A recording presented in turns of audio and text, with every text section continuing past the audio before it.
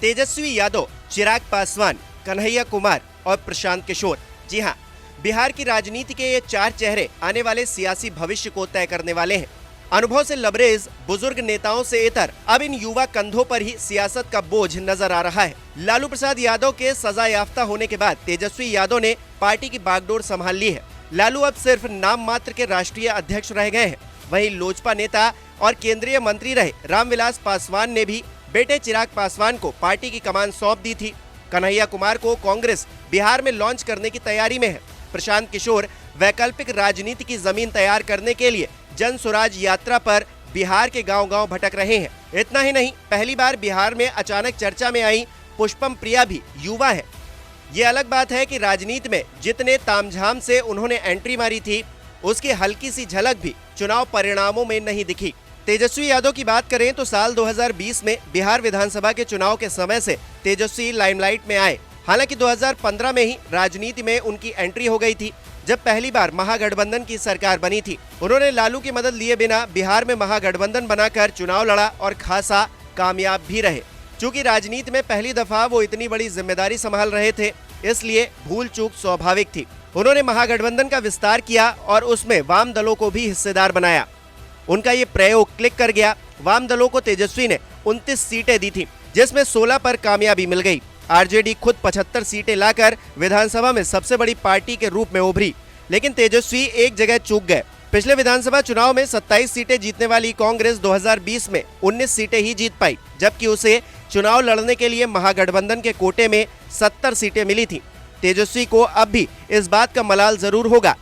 ये तेजस्वी के नेतृत्व में पहला चुनाव था जिसमें उन्होंने लालू और राबड़ी देवी की तस्वीर भी अपने होर्डिंग्स बैनर में नहीं लगाई। इसके बावजूद उनकी कामयाबी देखने लायक रही।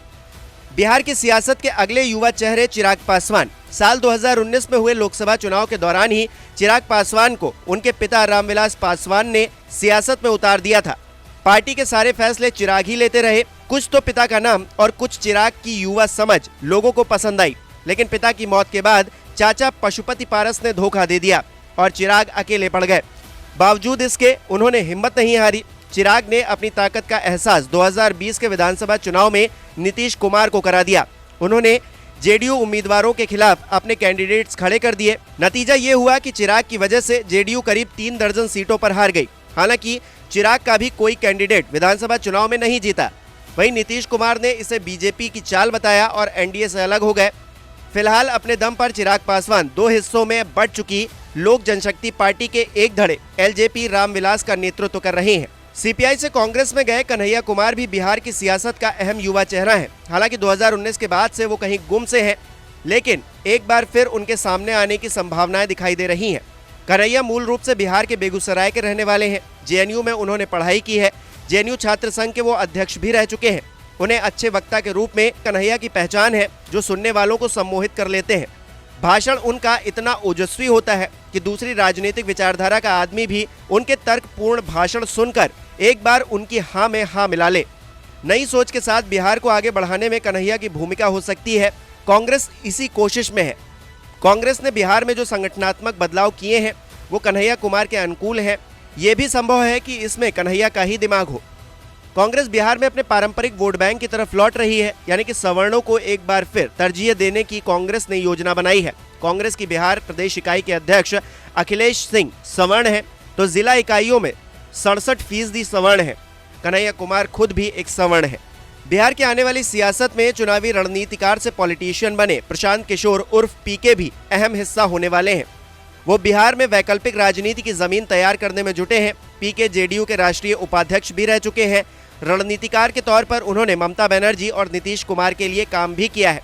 दोनों को चुनावी सफलताएं भी दिलाई हैं। कांग्रेस के साथ उनके जाने की बातें चल ही रही थी, लेकिन वो अंजाम तक नहीं पहुंच पाई। आखिर में पीके ने पिछले साल गांधी जयंती यानी कि 2 अक्टूबर से वैकल्पिक राजनीति पर काम करना शुरू कर दिया। उनकी नजर में आरजेडी जेडीयू के शासन में 3 दशकों में बिहार पिछड़ेपन का शिकार हुआ। बीजेपी के काम पर भी पीके सवाल उठाते रहे हैं।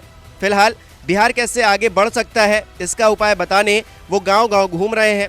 पहले ही साल पीके को कामयाबी तब मिली जब सारण शिक्षक निर्वाचन क्षेत्र से जन सुराज का समर्थित उम्मीदवार एमएलसी का चुनाव जीत गया। बिहार की यात्रा पूरी करने के बाद वो पॉलिटिकल पार्टी भी बनाने वाले हैं, ऐसी चर्चाएं तेज हैं। नमस्कार, मैं हूं मानक गुप्ता। अगर आपको हमारा ये वीडियो पसंद आया हो तो इसे लाइक और शेयर जरूर करें और हाँ, हमें सब्सक्राइब और फॉलो करना ना भूलें ताकि आप देश और दुनिया की कोई खबर मिस ना करें। तो जुड़े रहिए हमारे साथ और देखते रहिए न्यूज़ 24।